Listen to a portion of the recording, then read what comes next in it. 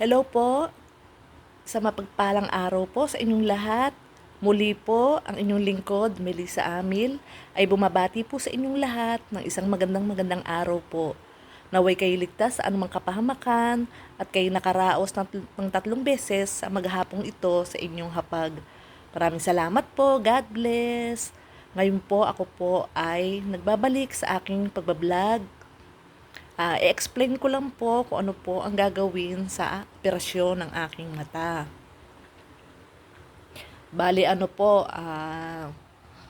itong darating po na week na to, itong darating na week, next week or this week, naka-schedule po itong left eye ko po.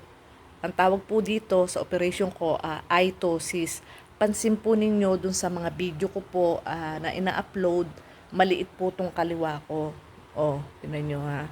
Maliit ho ito. Ito ho, itong kanan naka-fold. Yan.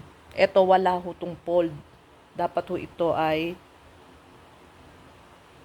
yan, dapat nakaganyan din ho yan, naka-fold. Ng isang fold ho yan, ganyan. Ganyan ho ang gagawin diyan ng aking doktor sa espesyalista sa mata ho. This coming week or next week. Next week po, next week. Basta bago ho matapos tung Pebrero ay ooperahan tong itosis ko. Since birth naman ho, hindi ho pantay talaga yung mata ko. Pansin ko ho yun, bata pa lang ho ako, ang mata ko talaga ay may pagka, hindi ho pantay.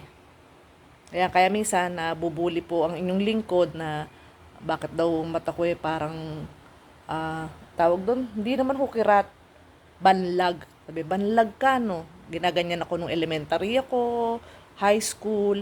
Kasi ho, itong kabila ko ho ay wala hong guhit. Ang tawag nga ho ay itosis. Ayan ho, pansin nyo ho. Ito meron, may fold ho ito. Yan, naka-fold ho yan. Tapos itong isa, walang guhit dito.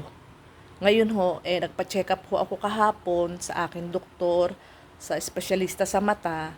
Sabi niya, sige, i-schedule kita. Bali, nag-vlog po ako ngayon, parang pinakikita ko po sa inyo ang before. Before po ito. Yan. May guhit. Ito, wala.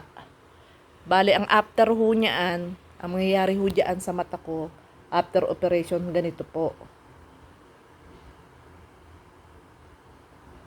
Yan, ganyan po ang mangyayari sa mata ko after operation. Magiging pantay na po. O, nawala po, di po ba? Nawala yung guhit dito. Tapos ang tambok niya. Ang ano ho ng balat ko dito. Nakalabo ho ng mata. Yung masyadong lawlaw na ho yung balat ko dito. Siyempre ho sa katandaan na rin. Nagkakaano po tayo. Excess fat, excess skin. Ang tawag dyan sa mga ganyang edad. Yan. Kaya ho, pagka ho nakataas yan, nakaganyan, ang linaw. Pag bumababa ho, malabo. Kaya ho yan, gagawin ho dyan, gugupitin ho yan, bago tatahiin po ng ganyan. Disclaimer po, pasintabi, yan, tatahiin po yan, ganyan, ng doktor.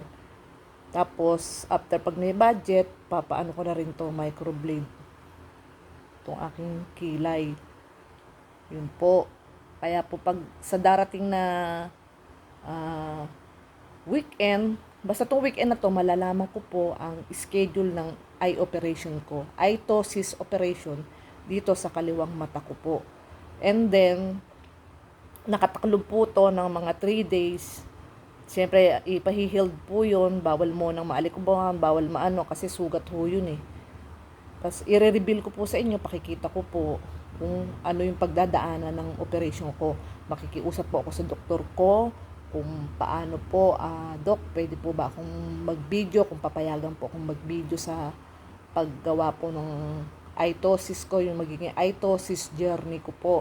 Yun po. Ngayon, ako po yung humihiling sa inyo ng dasal na sana po ay maging successful po ang operation. Meron po kasi hindi natin alam, baka kasi lalagyan ho na anesthesia yan eh. Hindi natin alam yung anesthesia, biglang umano mata ko. Pero tiwala naman ako sa doktor espesyalista yun. Mahusay na mahusay po yun. Maraming maraming umaano sa kanya, pumupunta na pasyente po sa mata. Kaya po doon po ako pumunta. Medyo may kamahalan po pero okay, sulit naman ho siya. May pangalan ho yun. Kilala yun sa buong mundo. Hindi ko muna po babanggitin. Pagka na lang po may schedule na ako, saka ko po sasabihin sa inyo. Yun lamang po at isang mapagpalang araw po sa inyong lahat. Muli po, ako po yung naglalambing na isang subscribe, like, share at comment po na nakakatuwang comment, nakaka-good vibes sa inyong lahat. Maraming salamat po sa lahat ng nanonood ng aking video, lalo na po dun sa short. Thank you very much po. God bless po sa inyong lahat at naway kayo pagpalain ni Lord ng sobra-sobra. Yun lamang po, Melissa Amil YouTube channel. Thank you po. Bye. I love you all.